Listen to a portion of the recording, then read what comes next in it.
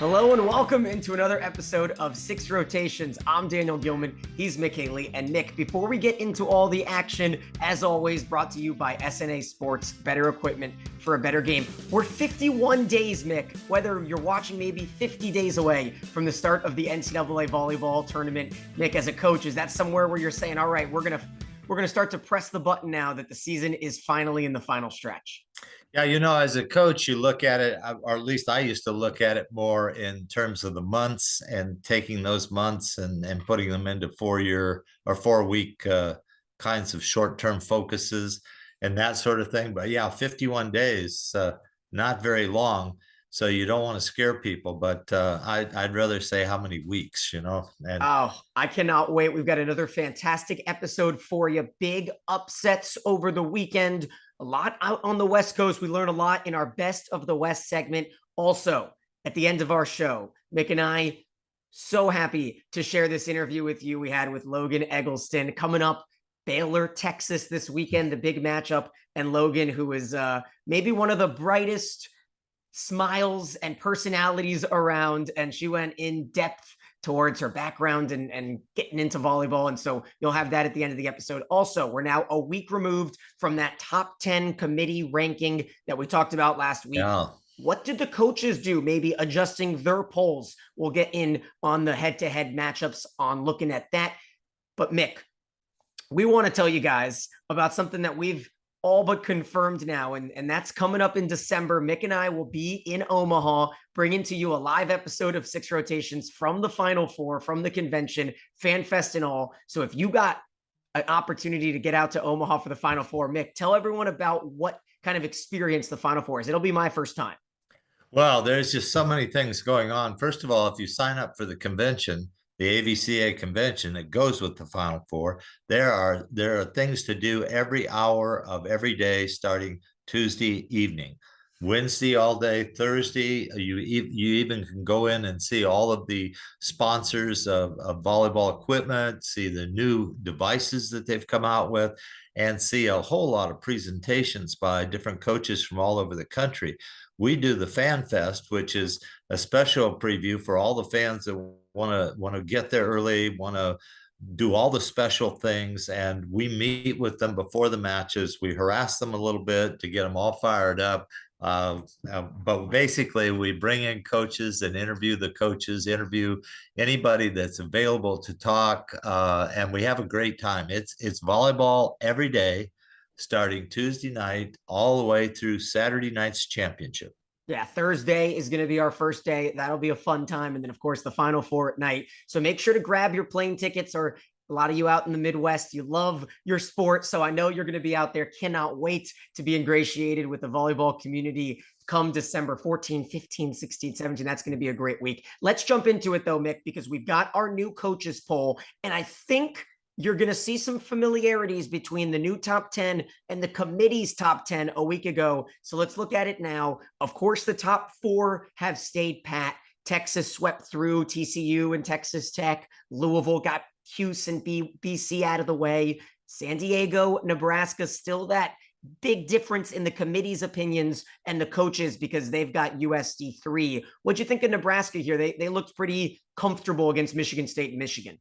Yeah, they did, and I was interested in the Michigan Nebraska because coaches have given Michigan a lot of votes, and they weren't up to taking a set from Nebraska. So Michigan State's rebuilding, so you expected that, but I expected Michigan to put up a little bit more. I think the placement in the poll you were talking about with Nebraska is significant.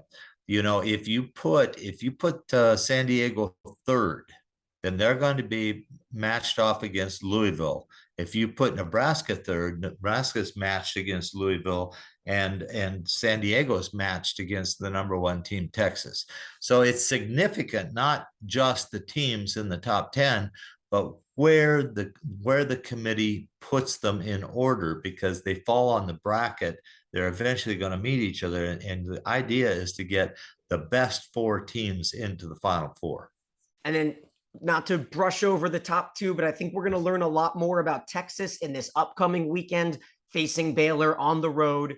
Logan talks more about that, so we'll save some Texas talk for later. Louisville, October 23rd, their matchup with Pittsburgh is maybe still matched up to be the undefeated, because Pittsburgh, the Panthers are 6-0. They took down Georgia Tech, and look at this stat. In the big matchups this season, in the big gyms, the road teams have taken both of them, at Wisconsin with Florida, and now they pack the MAC in Georgia Tech's basketball facility, and Pittsburgh comes in, they win in 4. They'll match up against Miami and Florida State, but I think Pittsburgh is on a collision course with Louisville there. Yes, and Pittsburgh is silently getting better. They're a team that's creeping forward. They're training hard. I think the coaches feel now they've got the people in the right position. So I'm excited to see what Pitt really does here. All right, let's talk a little bit of Big Ten as well. So we're going to have comparisons here. I want you guys to make your comparisons on looking at this committee's top 10, looking at the AVCA Coaches Poll top 10. Where do you see maybe discrepancies? Because obviously the big jump came from Wisconsin, who were left out of the top 10 from the committee. They dropped the first set in ugly fashion, Mick. I don't know if you caught any of this Purdue-Wisconsin match earlier in the week, but Wisconsin stormed back. They storm up and almost swap spots with Purdue as they drop to 9, and Wisco moves up to 5. You remember we talked about Purdue being young, and they had a rough weekend. They went 3-2 with Iowa. Yeah, that was on Wednesday. That was a wild one. And then came back and were not successful in the weekend. So I think you'll see Purdue up and down until the freshmen really get comfortable. And this is a hard grind, I'll tell you. If you're starting 2 or 3 freshmen, you have to be very, very careful. Yeah, Purdue, led by Eva Hudson, as always. She was phenomenal. She'll get a real taste of the Indiana bloodbath coming up this weekend, because Purdue at IU on Friday. That's an IU team that got a little chippy in the first set with Wisconsin. They dropped it by 2 points and then was swept. So the Boilermakers will have that matchup, and then Maryland at home. Stanford sits at 7. And with this, it kind of opens up our Big West conversation, or our big conversation about the West, I should say. But is there anything else you want to talk about? Maybe Minnesota here at the bottom. They stayed pat because the Michigan and Michigan State opponents weren't quite up to the task, it seemed, with Minnesota. But Ohio State at Minnesota on Wednesday will be the final, I guess, big talking point with the Big Ten Conference here. Yeah, and we have to watch who's getting better at the end with this Big Ten and also the Pac-12. You want to be careful about records. You don't want to watch records so much. You want to watch the last 6 or last 7 matches. So I watch Minnesota with the idea, are on the upswing or are they on the downswing? Because if they go into the tournament on the upswing, watch out, because they can be very, very good.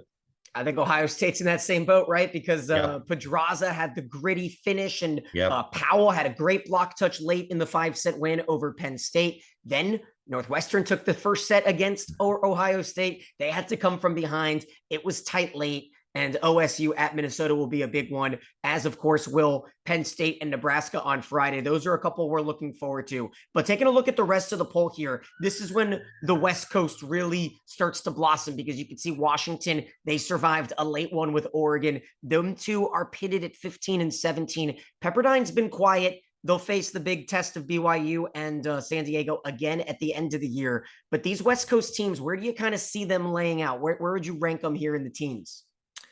Well, it's hard because we watch Oregon come surging only to go 0-2 this weekend.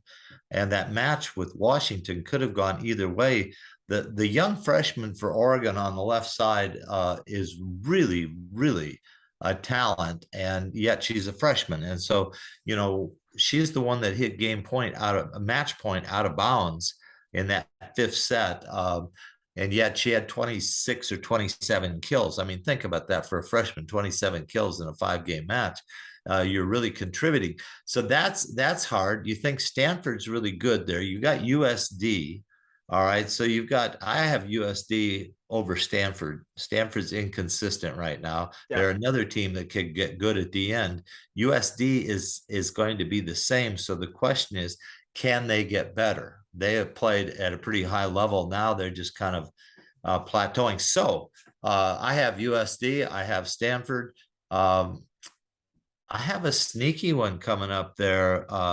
Let's, USC yeah. has silently tied themselves for first place in the Pac-12. Nobody's giving him any votes or anything, but you may have to deal with USC because Brad Keller's finally got everybody in position, and I think he feels like he's ready to challenge. Yeah, they're on the ballots. So they're somewhere in like the 29 to 30 range amongst all the teams receiving votes. But you're right, they haven't yet played that top Washington, Oregon, Stanford, the top trio. Their loss is to Washington State, who did beat Oregon. So you got to keep an eye on USC. You're not wrong about that. And for Oregon, of course, Mimi Collier is the freshman that you're referring to, and Yeah, she's got Oregon right there in the mix consistently weekend after weekend. And so an eyes on Oregon. Let's see who they've got coming up here this weekend. They travel to USC Friday, right? Then they go to UCLA the next day. Yeah. So right off the bat, you can have your matchup. Oregon will be the first true test in conference play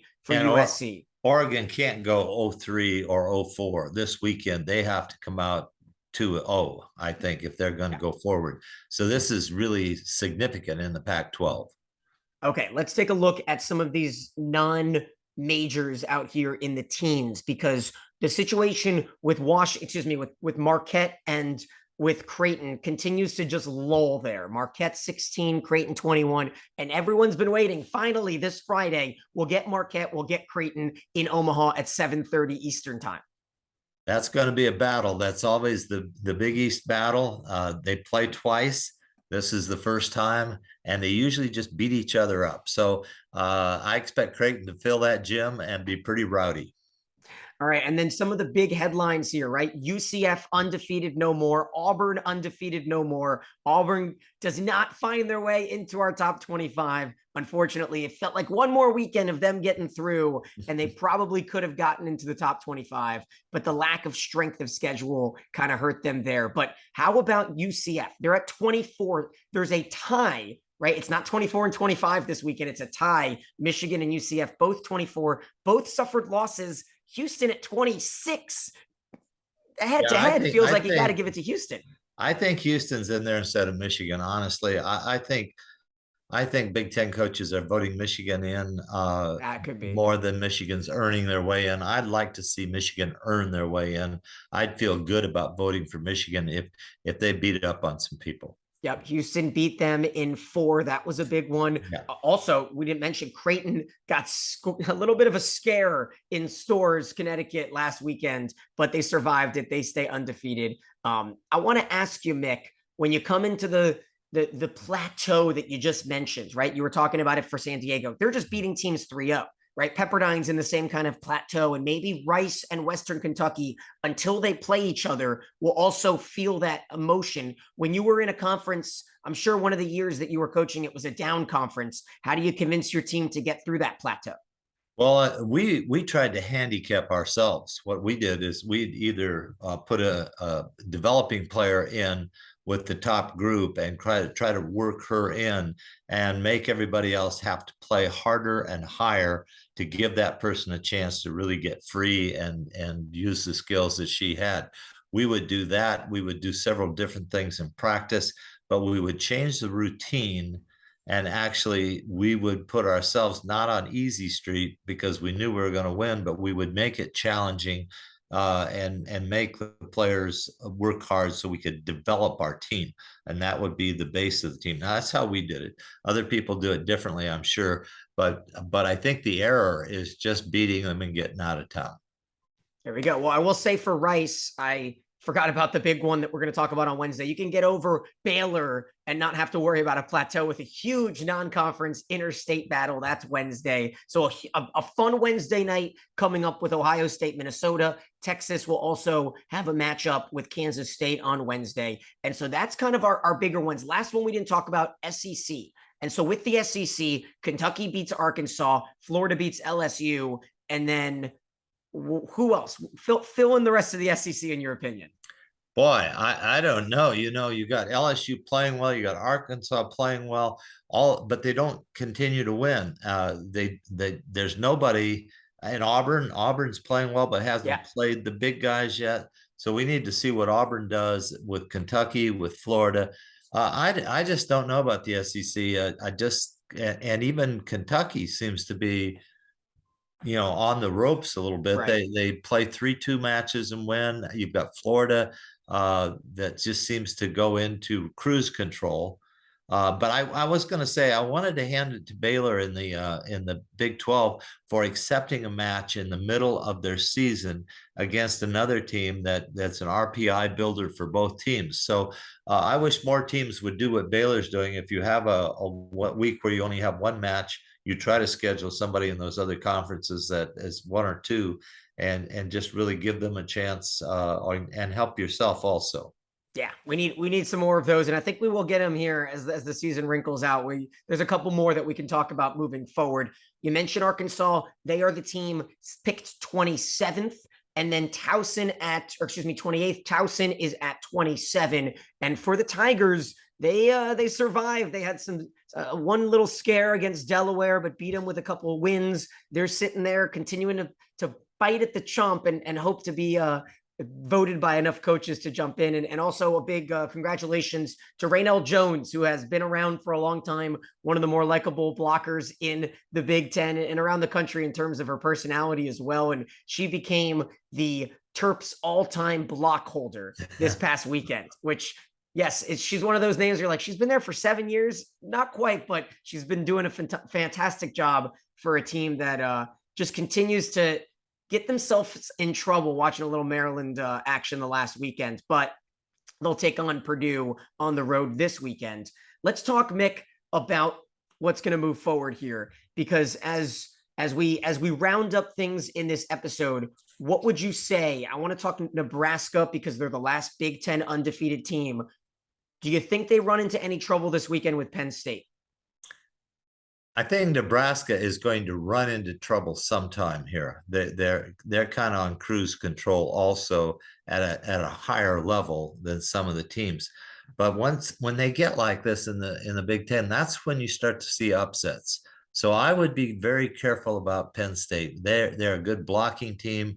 They could cause Nebraska some serious problems, and they're big enough to take on the size of Nebraska. So you pointed out that's a good match to pay attention to this weekend. Yep, 8-1 at home this season. And then Sunday, you never know what Northwestern has up their sleeve. That's going to be one of those, championship moments for Northwestern, trying to get that second marquee conference victory under their sleeve and really solidify themselves into the NCAA tournament. That's going to be it for us, though, because we've got Logan Eggleston coming up with you. It's going to be Texas. It's going to be Baylor. Hit us with your thoughts in the comments. And as always, we thank you so much for joining us. We'll be back next week. He's Mick Haley. I'm Daniel Gilman, and this is Six Rotations, throwing it over to ourselves.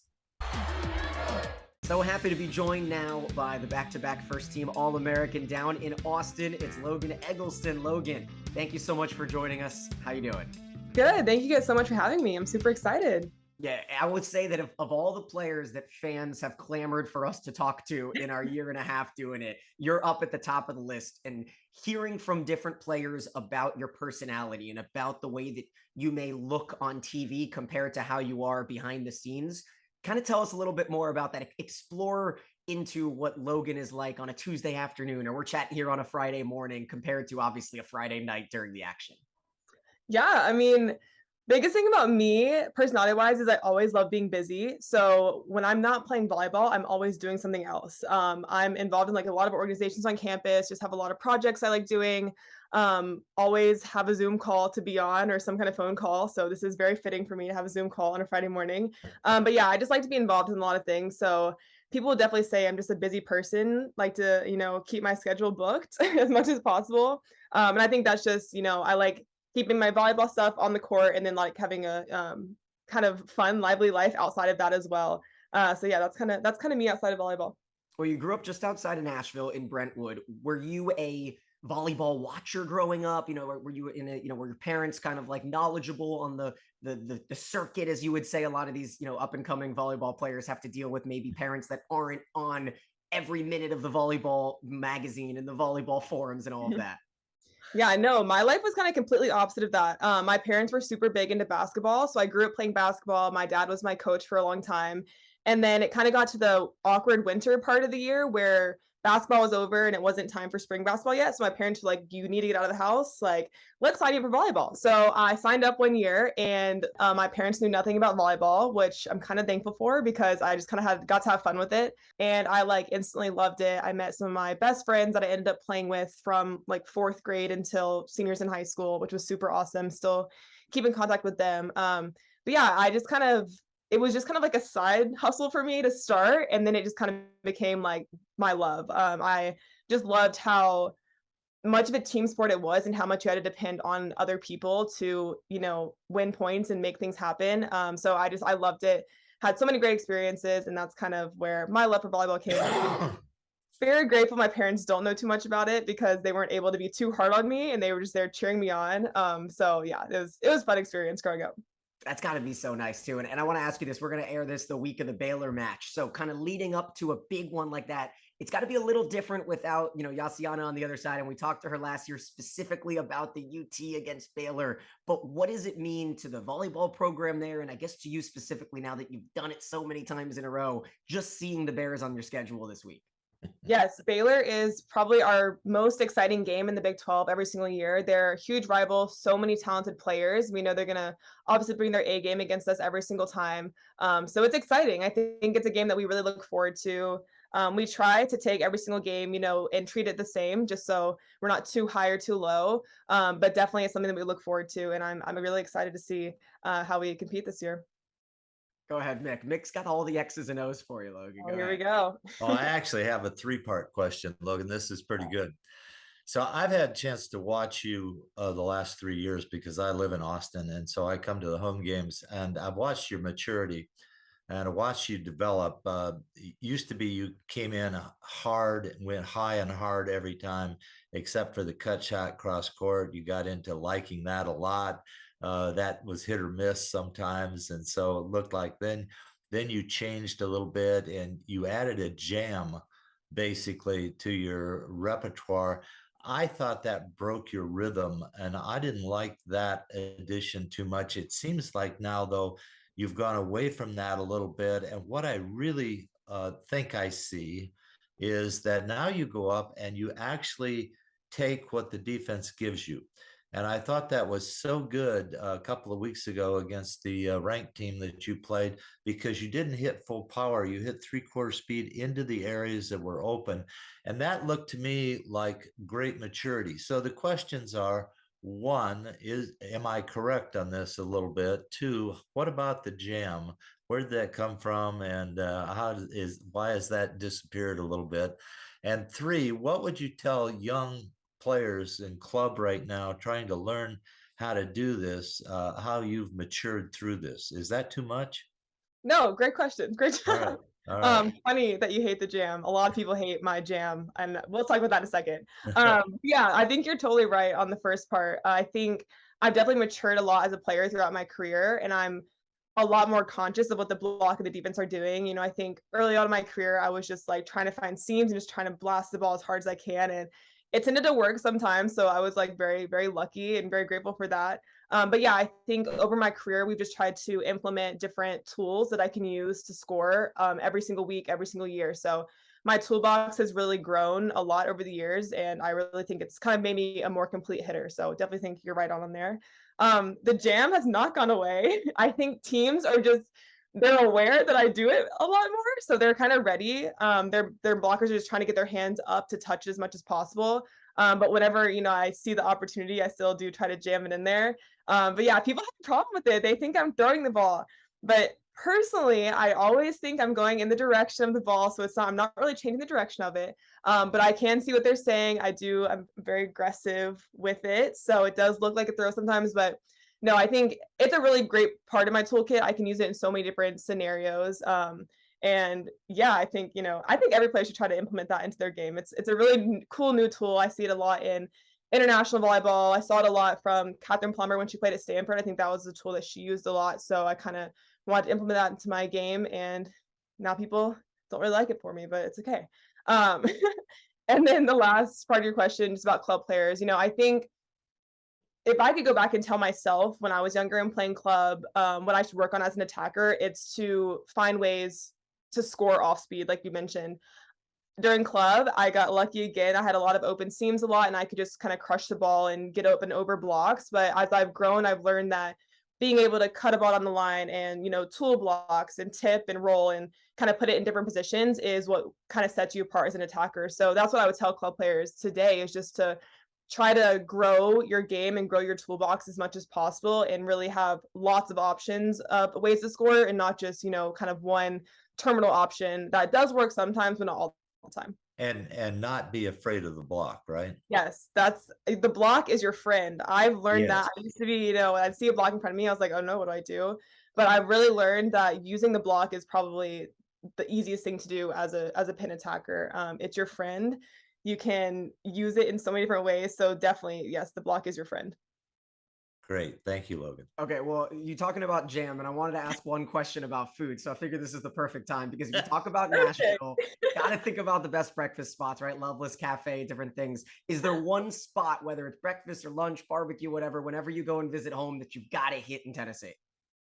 Yes, and it's not like super Nashville food, but it's called San Antonio Taco Company, SATCO for short. It's on the Vanderbilt campus, and it was just like little street tacos. You go and you can order as many as you want, get some queso, and it's nothing special, but it's just like a really fun little like restaurant. Me and my friends used to go all the time after school on Fridays, and it was just a really good hangout spot, neon lights, super, super cute atmosphere.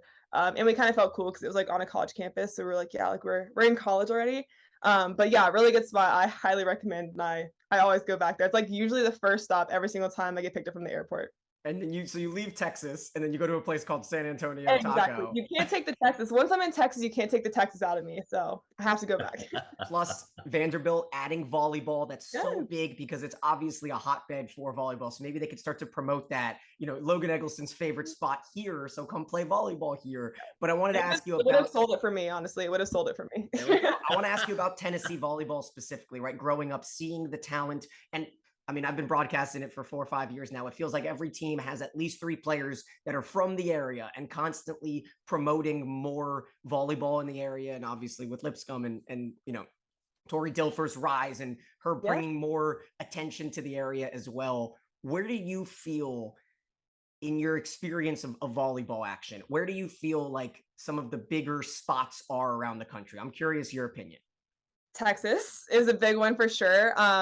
Yeah, I obviously in club, I'm from Tennessee. I didn't get to travel too far to play in club tournaments, but I always knew like California and Texas were huge hotspots for club volleyball. Also Indiana, which was like weird to me, but like has some great volleyball. Team Indiana, Munciana, Circle City, like all of those. Like those were teams that I got to play pretty much every single weekend, and they were just super, super dominant. So those are kind of my 3 spots. Also, like Minnesota, like Cincinnati. I feel like Minnesota's a big hotspot too. But yeah, it's kind of like random places. Florida's definitely one, but Tennessee is not, I would say. But yeah, over the past few years, I've seen a lot of really talented players come out. Like you talked about Tori Dilfer, Nicklin Hames is from there. We just have like a really, really good talent. And so it's really exciting to see some of my fellow Tennessee girls, being successful in some really big programs. And I'm kind of really excited to see kind of who the next wave is from Tennessee, making it big. But yeah, because I think the sport really is growing.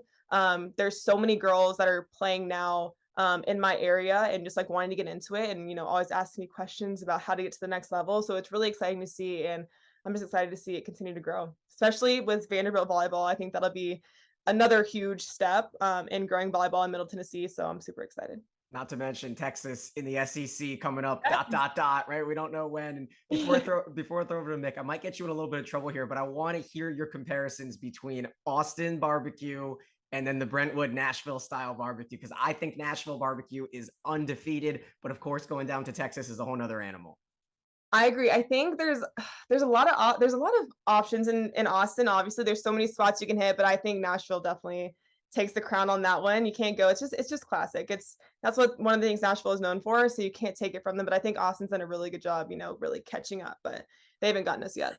Peg leg porker. That's my go-to spot in Nashville. Okay. Love that. All right, go ahead, Vic. No, I like the barbecue both places. I think it'd be interesting to know where barbecue started, whether it started in Tennessee or started in Texas. When I came to Texas in 1980, I was brainwashed into this is where barbecue came from. And I went to so many little places and had so much good barbecue that, yeah. Then when I visited Nashville and Knoxville, I got into the barbecue prepared differently. I think Tennessee barbecue is different. It melts in your mouth. It's really well done, and it's different than Texas barbecue in a lot of ways. So I don't know that I can tell you that I like one better than the other. I was gonna say the people in Kansas City would definitely complain and argue and put themselves in it. I think Missouri and Kansas have certain claims. All right, let's talk about Coach Elliott though, because clearly the last few months his antics have been top of the table in terms of entertainment value, especially for Mick and I here, talking about walking over to the monitor and pointing at the neck touch on that big call late in the second set. What are some of your favorite memories of Coach, and maybe one or two specific stories that you can share? Let me think. I mean, the thing about Jarrett is he gets into it. I think you love to see that in a coach is someone who like really cares.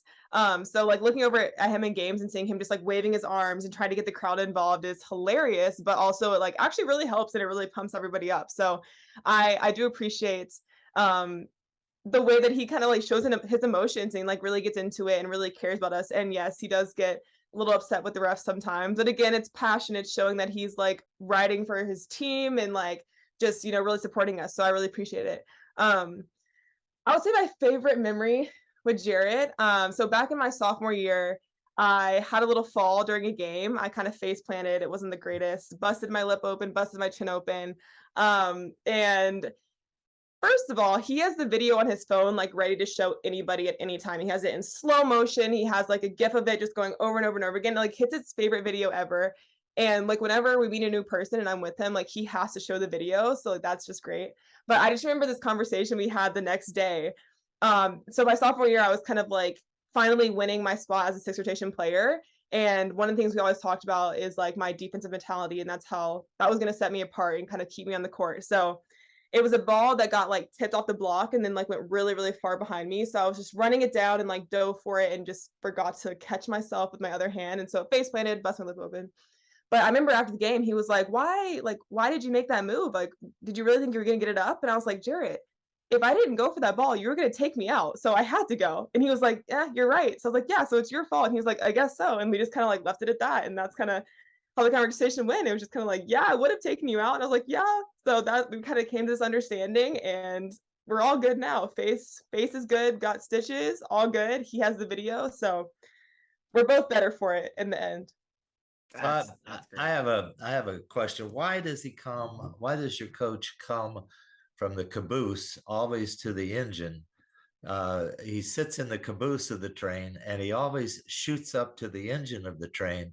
And it's like you're waiting to see this streak coming up. Why not just sit in the front in the engine and drive the train and have a discussion with those down officials? I've always wondered if you guys ever ask him about this.